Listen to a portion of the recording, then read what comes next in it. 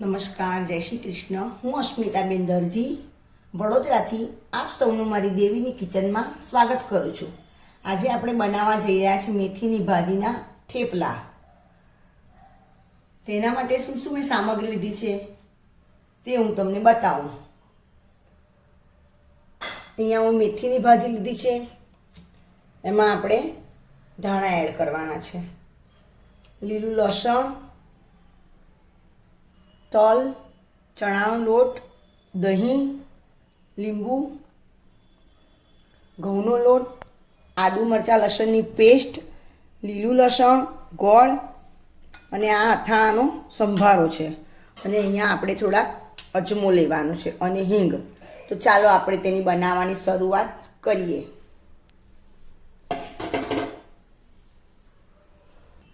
સૌ પ્રથમ મેં અહીંયા મેથીની ભાજી લીધી છે.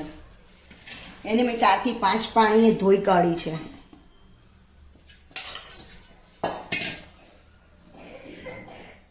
તેમાં આપણે લીલા ધાણા એડ કરવાના છે.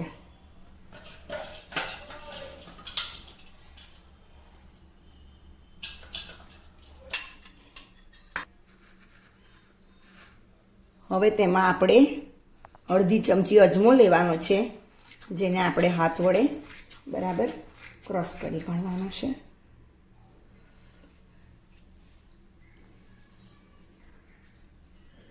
પછી આપણે તેમાં તલ એડ કરવાના છે. તેમાં હું 1 ચમચી અથાણાનો સંભારો એડ કરું છું. પછી આપણને જોઈતા પ્રમાણમાં આદુ મરચાં લસણની આ પેસ્ટ એડ કરું છું.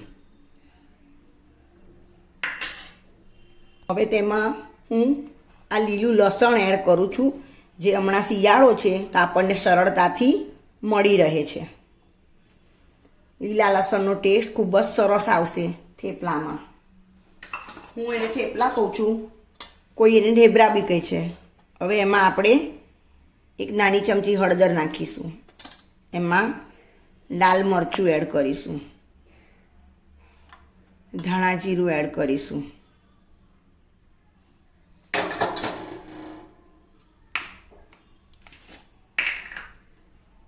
હવે તેમાં હું થોડીક હિંગ એડ કરીશ, જેનાથી ટેસ્ટ સરસ આવશે.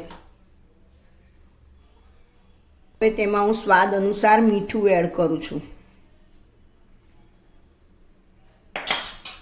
હવે તેમાં હું દહીં એડ કરું છું, 2 ચમચી. દહીં નાખવાથી આપણા ઢેબરા એકદમ સોફ્ટ થશે. હવે હું અહીંયા ગળપણમાં ગોળ એડ કરું છું. તમને જો ગળ્યું ના ભાવતું હોય તો તમારે ગોળ એડ કરવાનો નથી.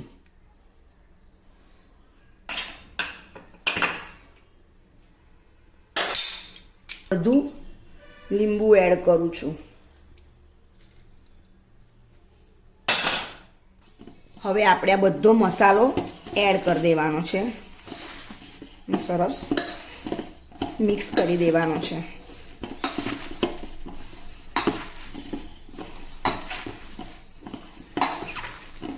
એમાં હું 2 થી 3 ચમચી ચણાનો લોટ એડ કરીશું, જેથી આપણા થેપલાનો ટેસ્ટ બહુ સરસ આવશે. હવે તેમાં જોઈતા પ્રમાણમાં આપણે ઘઉંનો લોટ એડ કરીશું.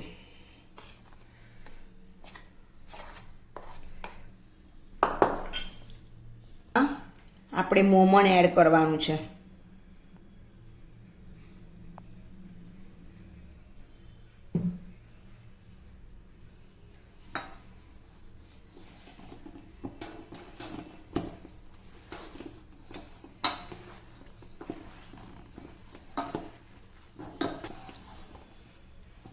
હવે આપણો લોટ ભાજીમાં મિક્સ થઈ રહ્યો છે. આપણે અત્યાર સુધી પાણી એડ કર્યું નથી. હવે આપણને જરૂર પડે છે, માટે હવે થોડુંક આપણે પાણી એડ કરીશું.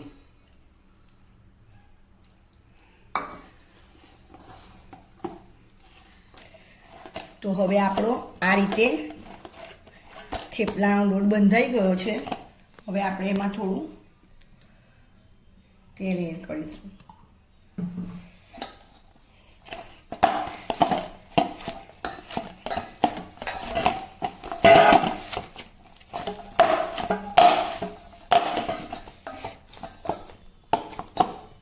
હવે આપણે એને 15 મિનિટ રહેવા દઈશું. હવે આપણે અહીંયા 20 મિનિટ જેવું થઈ ગયું છે. હવે લોટ સરસ પલળી ગયો છે. હવે આપણે તેના નાના નાના લોહીઓ બનાવી દેવાની છે. તો આપણી ઢેબરાની આ લોહીઓ તૈયાર છે. હવે આપણે તેને વણવાની છે.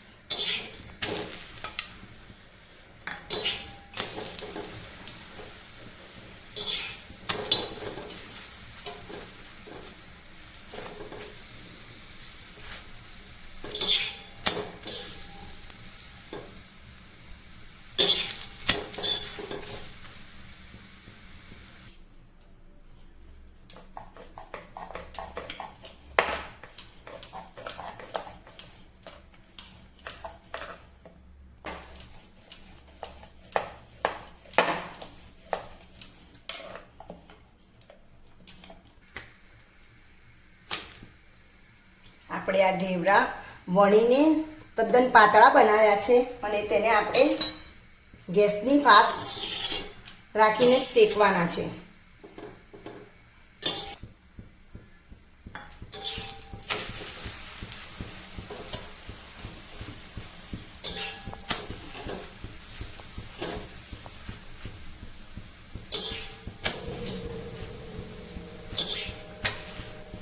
આ ઢેબરા ખાવામાં ખૂબ જ ટેસ્ટી અને પોચા છે. આપણે મોમણ બી ઘણું નાખ્યું છે અને આપણે એમાં દહીં એડ કર્યું છે માટે તે ખૂબ જ પોચા બન્યા છે.